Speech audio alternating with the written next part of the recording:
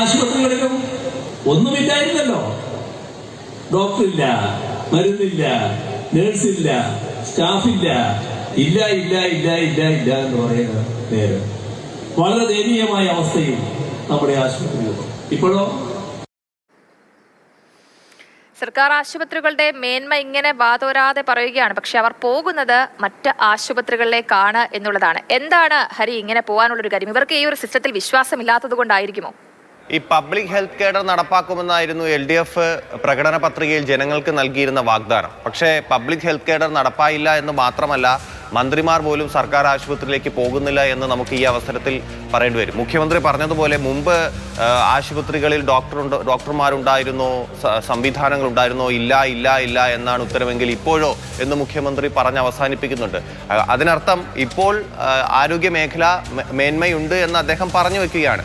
അങ്ങനെയാണെങ്കിൽ കഴിഞ്ഞ കുറച്ച് ദിവസങ്ങൾക്ക് മുമ്പാണ് ഈ ആരോഗ്യ വകുപ്പുമായി ബന്ധപ്പെട്ട വിഷയങ്ങൾ നടന്നപ്പോൾ വീണ ജോർജ് പറഞ്ഞത് സിസ്റ്റത്തിന് തകരാറുണ്ടെന്ന്. അങ്ങനെയാണെങ്കിൽ സിസ്റ്റത്തിന്റെ തകരാർ പരിഹരിക്കേണ്ടത് ആരാണ് എന്നുള്ളൊരു ചോദ്യമുണ്ട്. കഴിഞ്ഞ 9 വർഷം കൊണ്ട് LDF സർക്കാരാണ് ഈ സിസ്റ്റം നിയന്ത്രിച്ചുകൊണ്ടിരിക്കുന്നത്. അപ്പോൾ സ്വാഭാവികമായിട്ടും അവരല്ലേ ഇത് പരിഹരിക്കുന്നത്. ഇനി നമുക്ക് മറ്റൊരു പ്രതികരണം കൂടി കേൾക്കാം. ഡോക്ടർ SS ലാൽ, അദ്ദേഹം കഴിഞ്ഞിടെ അദ്ദേഹത്തിന് ചെറിയൊരു അപകടം സംഭവിച്ചിരുന്നു. അപ്പോൾ അദ്ദേഹം ആശ്രയിച്ചത് സ്വകാര്യ ആശുപത്രിയാണ്. അതിന്റെ കാരണമായി അദ്ദേഹം ചില കാര്യങ്ങൾ പറയുന്നുണ്ട്. അത് നമുക്ക് കേട്ടു നോക്കാം.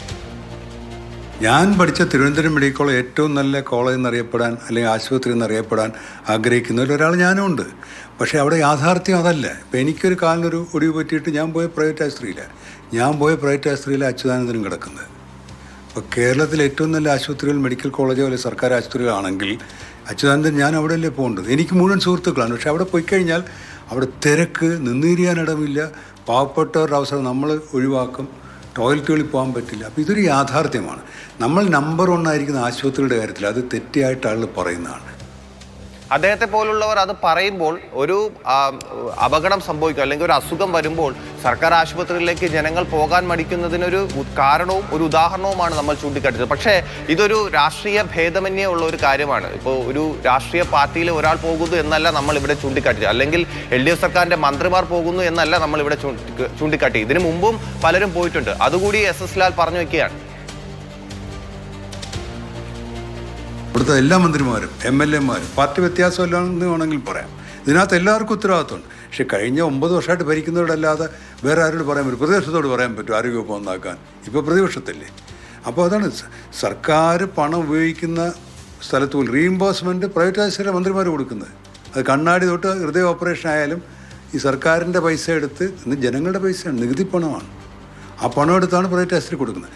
പ്രൈവറ്റ് ആശുപത്രി കൊടുക്കുന്നതിന് കുറ്റം പറയുകയല്ലേ, പണമുള്ളവരോ ഇൻഷുറൻസ് ഉള്ളവരായി പൊയ്ക്കോട്ടെ. പക്ഷേ ഈ പാവപ്പെട്ടവനോടെ പോവും. തീർച്ചയായിട്ടും ഹരി, അതൊരു പ്രധാനപ്പെട്ട പോയിന്റാണ്. അതായത് ജനങ്ങളുടെ പണമെടുത്താണ് ഈ പോകുന്നത്. എവിടെ വേണമെങ്കിൽ പോയിക്കോളൂ, പക്ഷേ ഈ സാധാരണക്കാരെ കൂടി കരുതണ്ടേ എന്നുള്ളതാണ് പ്രധാനപ്പെട്ട ചോദ്യം. ഈ ആരോഗ്യ മേഖലയിലെ പ്രശ്നം എവിടെയാണ്? ആരാണ് ഇത് ശരിക്കും പരിഹരിക്കേണ്ടത് ഹരി? ഈ പാവപ്പെട്ടവൻ എവിടെ പോകും എന്നുള്ളൊരു ചോദ്യം വളരെ പ്രസക്തം തന്നെയാണ്. ഇങ്ങനെ ഒരു പ്രശ്നമുണ്ട്, ഒരു സിസ്റ്റത്തിന് തകരാറുണ്ടെങ്കിൽ ആ തകരാറ് പരിഹരിക്കുക എന്നുള്ളതാണ് ഇതിൽ ഏറ്റവും അടിയന്തരമായി ചെയ്യേണ്ട കാര്യം. അതിപ്പോൾ SS ലാൽ പറഞ്ഞതുപോലെ ഇപ്പോൾ LDF അല്ലേ ഭരിക്കുന്നത്, അവരോടല്ലേ നമുക്ക് പറയാൻ പറ്റൂ, പ്രതിപക്ഷത്തോട് പറയാൻ പറ്റില്ലല്ലോ. ശരിയാണ്. മാത്രമല്ല ഇപ്പോൾ ഒരു അസുഖം വരികയാണെങ്കിൽ ഇപ്പോൾ ചില അസുഖങ്ങൾക്ക് കേരളത്തിൽ ചികിത്സ ഉണ്ടാവില്ല. അസുഖത്തിൻ്റെ പ്രാധാന്യം അനുസരിച്ച്, അതിൻ്റെ ഗൗരവം അനുസരിച്ച് ചിലപ്പോൾ കേരളത്തിന് പുറത്ത് ചികിത്സ ചെയ്യേണ്ടി വരും, ചിലപ്പോൾ ഇന്ത്യക്ക് പുറത്ത് തന്നെ ചികിത്സ ചെയ്യേണ്ടി വരും. നമ്മൾ അതൊന്നുമല്ല ചൂണ്ടിക്കാട്ടുന്നത്. കേരളത്തിലെ സർക്കാർ ആശുപത്രികളെ കാര്യം പറയുമ്പോൾ അത് നമ്പർ 1 ആണെന്ന് പറയുമ്പോൾ എന്തുകൊണ്ട് കേരളത്തിലെ മറ്റ് സ്വകാര്യ ആശുപത്രികളെ ഈ മന്ത്രിമാർ ആശ്രയിക്കുന്നു? അവരല്ലേ സർക്കാർ ആശുപത്രികളിൽ പോയി മാതൃകയാകേണ്ടത് ജനങ്ങൾക്ക് എന്നുള്ളതാണ് ചോദ്യം.